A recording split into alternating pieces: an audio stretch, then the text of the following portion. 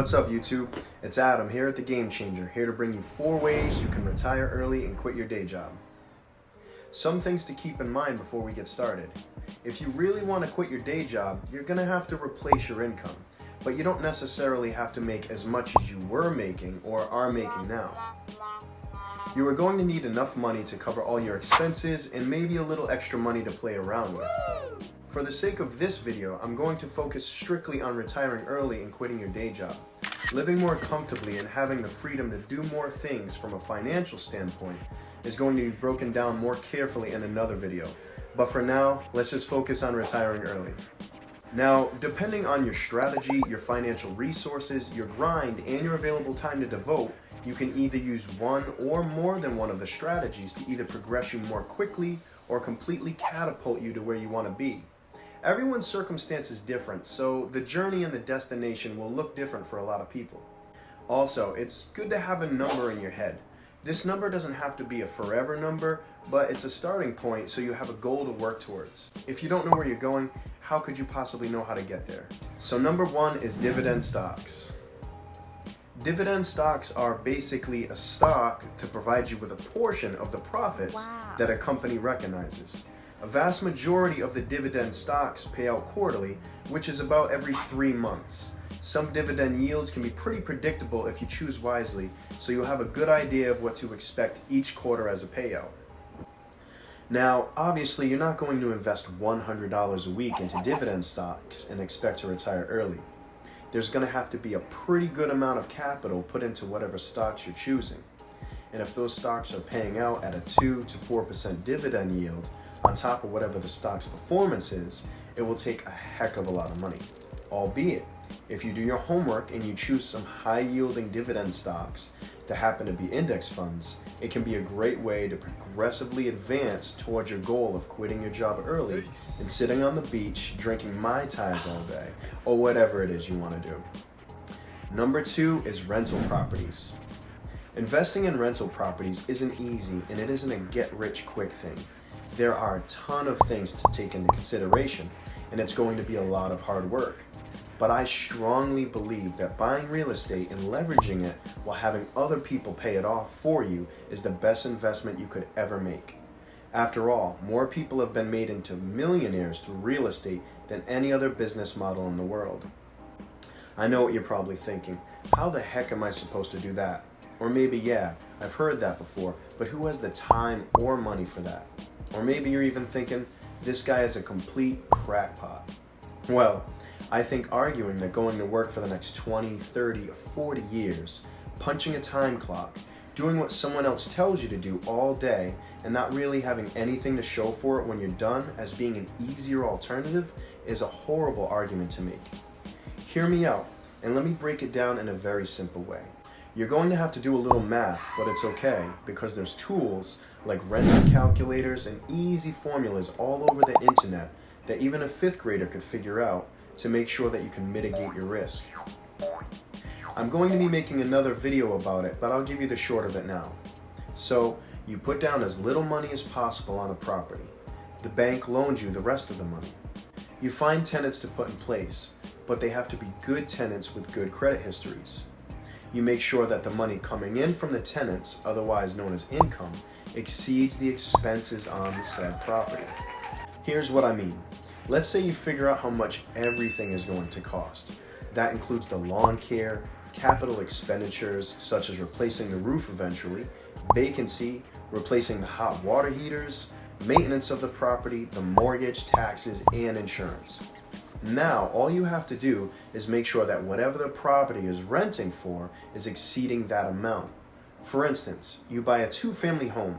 You buy the 2-family home for $500,000. All the expenses for the property come out to $4,500 a month. Now, you just have to rent out both sides for an amount equal to or greater than the $4,500. If you rent out each side for $2,300, then there's $4,600. Bam! You just paid for all the expenses and essentially put money into your bank account for yourself for the future. The tenants that are in place are also paying down the home, so you are building equity and owning a little bit more of the property every time you make a payment. Not only are you paying off the home and building equity, you are able to take advantage of tax benefits, possibly collect some cash flow, And to boot, the value of the property historically is likely to increase over time. That's a quadruple win. If you can do this just 3 or 4 times, you can drastically change the projection of your future and quit your job for good one day. So the whole point of this video is to quit your day job, but maybe you don't want to be a landlord, right? Well, if you do everything right and you put systems in place and delegate a lot of the tasks, real estate can be close to a completely hands-off business. Now what's better than that? Moving on to number 3, start a side hustle. Now a lot of people might already have a side hustle, and there's probably some people watching that are saying to themselves right now, I just don't have enough time or energy for a second job. So to the second group of people, I ask you this, is working a little harder for 5 to 10 years worth living the life that you truly want, having more time to yourself and with your family, and being able to pursue the things that you're more passionate about for an additional 10, 20, or 30 years worth it? For me personally, the answer is yes.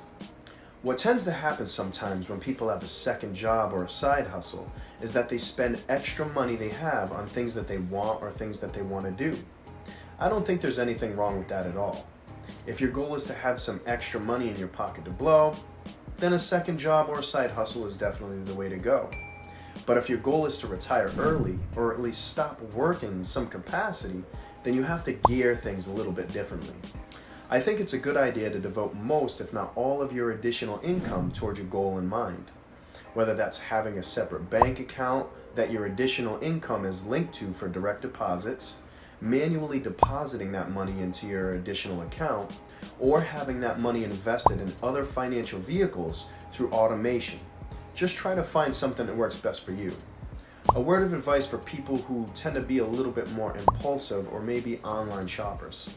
Try to have your additional income deposits automated. This will help you out a lot. Out of sight, out of mind. Last but not least, number 4, manage your money. The reason why this step is so crucial is that because if you don't manage your money correctly, it's very unlikely you'll be able to quit your day job and retire early, no matter how much money you're making. There are 4 things that will ensure you can retire early. Those 4 things are increasing your income, decreasing your expenses, investing your money, and managing your money effectively. Let's say you get a $15,000 raise at your job. If you are spending an additional $15,000 a year on entertainment, going out, picking up more expensive items at the grocery store, going on vacations, whatever it is. If you're making more money and you're spending more money, you're not going to be able to reach your goal any faster or possibly not at all. You have to try to optimize each of these 4 categories. By making more money, you're able to allocate it and save it so that you can reach your retirement goal. If you decrease your expenses, you'll be able to hold on more of that money that you make. If you invest the extra money that you've made along with the expenses that you've avoided incurring, you'll excel and grow faster, putting your money to work for you. Lastly, you manage your money more effectively and you are able to have a better comprehension of exactly what you're spending, what you're saving, and what you're investing. These will ultimately lead you to an early retirement. The more lofty your goal, for instance, 5 or 20 years early, the more aggressive you're going to have to become with each of these strategies. Serious? If you fall off on one, your goal will become harder to reach. There you have it, my take on the top 4 habits and strategies to incorporate in order to retire early. If you like this video and want to see more content like this in the future, consider commenting, liking, and subscribing to the channel. Have an awesome day. Peace.